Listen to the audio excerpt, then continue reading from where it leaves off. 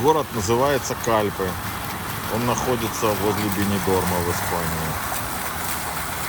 Маленький городок, вот такой фонтанчик на пляже.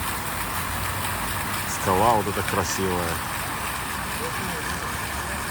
И пляж.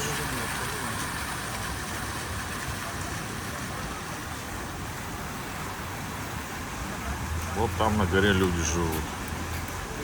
Может, когда-нибудь и я решусь там поселиться.